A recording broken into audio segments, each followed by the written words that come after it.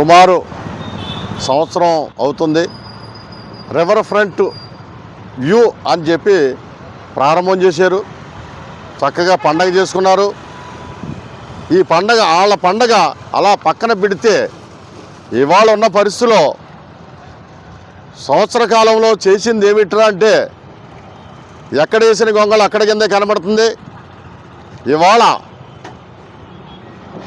పూలే గారి విగ్రహం దగ్గర నుంచి మార్కండేశ్వర గుడి వరకు తవ్వటం జరిగింది. కాస్త అక్కడక్కడ ప్యాచీలు వేసారు. కాస్త పని జరిగింది. మరి 365 రోజులు దాటిన తర్వాత కూడా ఇక్కడికి కనీసం ఫినిషింగ్ టచ్ ఇవ్వలేకపోతున్నారు.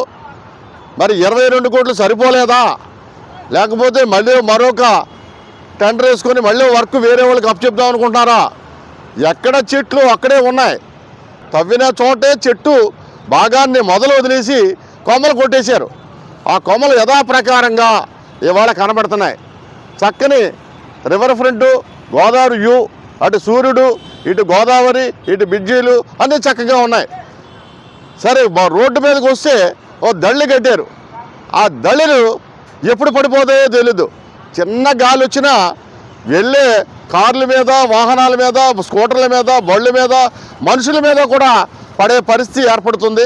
కనుక దీన్ని ఏమిటిది, ఇదేదో చిత్ర విచిత్రంగా చూపిస్తున్నారు. గులేబా కావాలి కదా, అలీబాబా 40 దొంగల సినిమా టైప్లోని ఇదంతా ఒక కట్టి చూపిస్తున్నారు. ఇది అవసరం లేదు, దళ్ళు తీసేయచ్చు. ప్రజలు సందర్శనార్థం ఇవాళ బ్రహ్మాండంగా పుష్కరం ఇంకా సంవత్సరం ఉంది. ఈ లోపల సందర్శకులు విపరీతంగా పెరిగారు. ఎండలు విపరీతంగా ఉన్నాయి.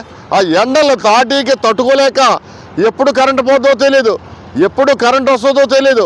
ఆ పరిస్థితిలో ఇంట్లో ఉండలేక, బయటికి రాలేక బ్రిడ్జి దగ్గరికి వెళదాం, రివర్ ఫ్రంట్లోకి వెళదాం, కాస్త గోదావరిని ఆస్వాదిద్దాం అంటే ఇక్కడ ఎప్పుడు ఎలాగ ఎవరు పడిపోతారో తెలియని పరిస్థితిలో ఏర్పడింది.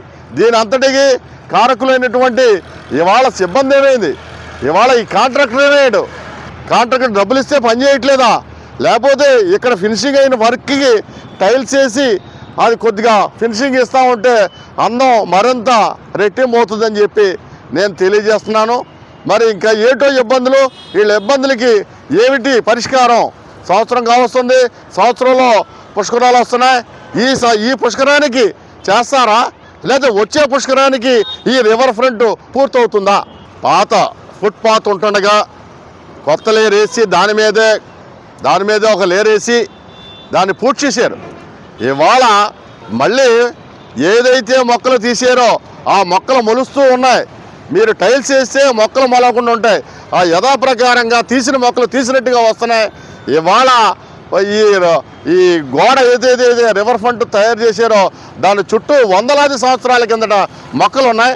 ఆ మొక్కలు చివర్లు కొట్టారు తప్ప మొదలు కొట్టలేదు వీళ్ళు.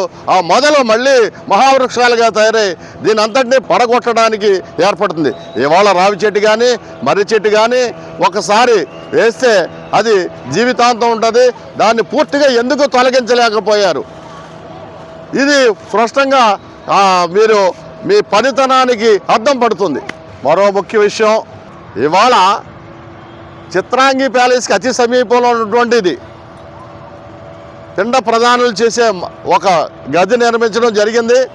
మరి ఆ గది దగ్గర గోదావరికి చేర్చి ఈ పిండ ప్రదానాలు చేస్తే పుష్కర ఘాట్లో స్నానం చేసేవారికి ఆ పిండ ప్రదానాలు చేసినవి అన్నీ కూడా వీళ్ళకి అంటుకోవా? వీళ్ళ తల్ల మించి వెళ్తూ ఉంటాయి. ఇది ఎంతవరకు సమంజసం? ఎక్కడైతే పిండ ప్రదానం చేశారో ఆ పిండ ప్రదానం ముందు చేసి వెనకాల స్నానం చేస్తే బాగుంటుందా, లేకపోతే ముందు వెనకాల పిండ ప్రదానం చేసి ముందు స్నానం చేస్తే బాగుంటుందా? ఇది ఒక్కసారి ఈ సమస్యకి పరిష్కరించవలసిందిగా కోరి ప్రార్థిస్తున్న అధికారుల్ని.